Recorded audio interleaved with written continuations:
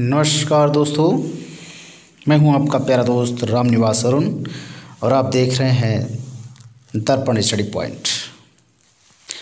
दोस्तों, आज भारतीय राज्य व्यवस्था और शासन से संबंधित दूसरा वीडियो लेकर आए हैं, जिसके अंतर्गत हम ब्रिटिश ताज के शासनाधीन पारित विभिन्न अधिनियमों के बारे में पढ़ेंगे। हम आशा करता हूं कि ये वीडियो भी आपको बहुत ही पसंद आएंगे।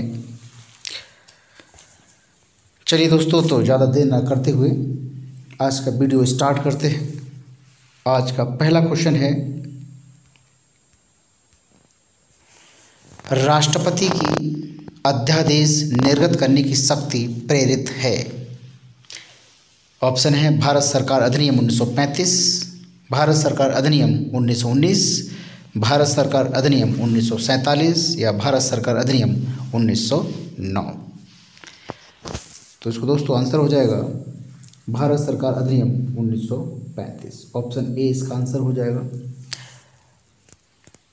हालांकि ब्रिटिश भारत में गवर्नर जनरल को 1861 के आसपास भारत परिषद अधिनियम से ही विधान परिषद की अनुमति के बिना अध्यादेश जारी करने की शक्ति प्राप्त हो गई थी, जबकि भारतीय संविधान में राष्ट्रपति की अध्यादेश जारी करने की जो पावर है आर्टिकल 123 भारत सरकार अधिनियम 1935 की धारा जो है 42 और 43 से प्रेरित है। इस अधिनियम को मूलतः अगस्त 1935 में पारित किया गया था और इसे उस समय के अधिनियमित संसद का सबसे बड़ा, सबसे लंबा अधिनियम कहा जाता था। इसकी लंबाई की वजह से कई लोगों की प्रतिक्रिया के फलस्वरूप भारत सरकार द्वारा अधिनियम 1935 को दो अलग अलग अधिनियमों में विभाजित कर दिया गया था।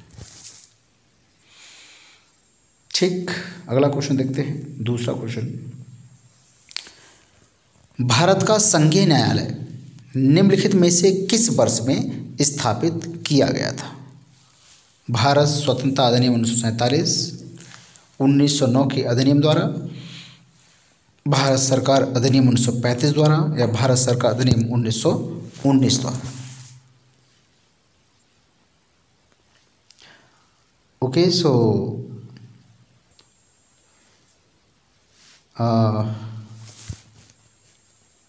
ऑप्शन सी भारत सरकार अधिनियम 1935 द्वारा। लेकिन पूछ रहा है कि किस वर्ष, तो वर्ष हो जाएगा 1937। 1937 में संघीय न्यायालय की स्थापना की गई थी। भारत सरकार अधिनियम के द्वारा ही 1937 में संघीय न्यायालय की स्थापना की गई थी। इस अधिनियम द्वारा बर्मा, जो आजकल म्यांमार कहा जाता है, को भारत से अलग कर दिया गया था तथा दो नए प्रांत सिंध और उड़ीसा का निर्माण किया गया। इसके अकॉर्डिंग कुछ प्रांतों में द्विसदनात्मक व्यवस्था की गई। सुप्रीम कोर्ट के जो न्यायाधीश थे वो रिटायर होने के बाद भारत के किसी भी न्यायालय या अधिकरण में वकालत नहीं कर सकते थे। ठीक है दोस्तों, तो भारत का संघीय न्यायालय किस वर्ष स्थापित किया गया था? 1937 में। किसके थ्रू? भारत सरकार अधिनियम 1935 के थ्रू। ठीक, तीसरा क्वेश्चन देखते हैं। किस अधिनियम के फलस्वरूप बर्मा भारत से अलग हुआ या पृथक हुआ? Government of India act 1935, Indian council act 1909, government of India act 1919, Indian independence act 1947। तो इसका आंसर हो जाएगा, आपका आंसर है option A, government of India act 1935।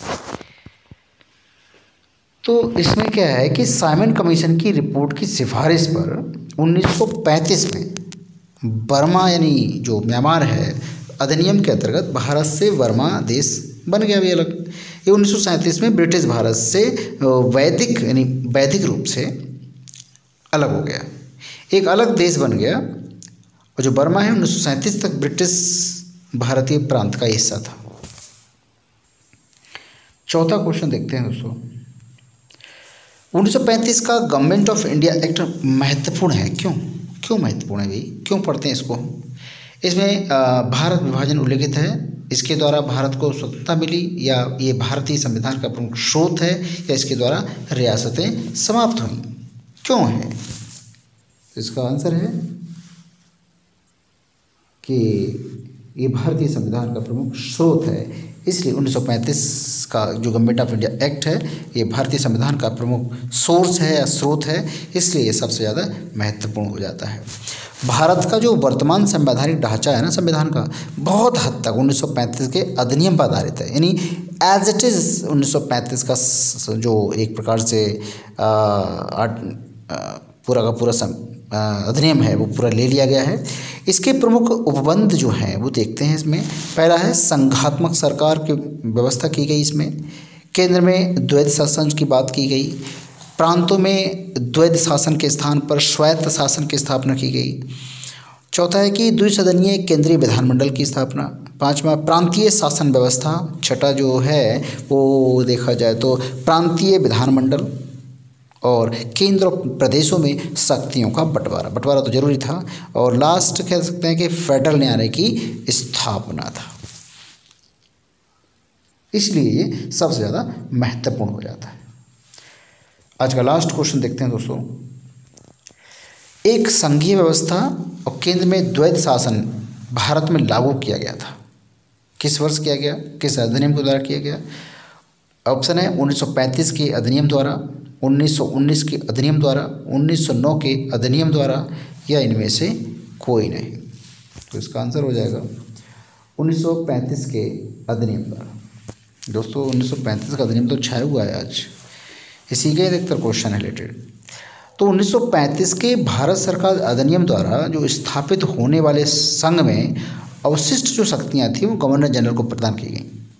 केंद्र में द्वैध शासन के तहत जो था संघीय विषयों को दो भागों में बांटा गया, एक आरक्षित और एक हस्तांतरित विषय।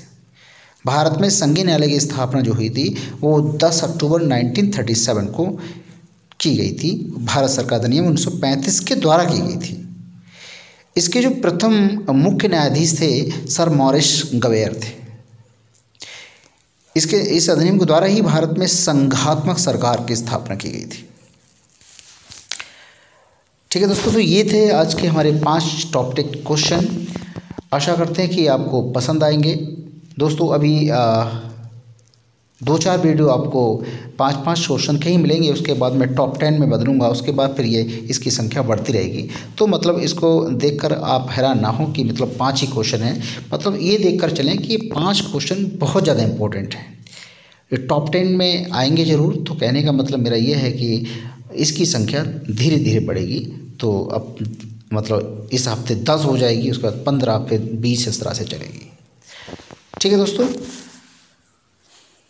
अगर मेरा वीडियो दोस्तों पसंद आ रहा हो तो प्लीज़ मेरे चैनल दर्पण स्टडी पॉइंट को ज़रूर सब्सक्राइब करिएगा, लाइक करिएगा, कमेंट करिएगा और शेयर ज़रूर करिएगा। और कोई अच्छा सजेशन तो ज़रूर हमको सजेस्ट कीजिएगा ताकि हम उस पर विचार कर सकें। तो दोस्तों आज के लिए बस इतना ही, मिलते हैं अगले वीडियो में। धन्यवाद।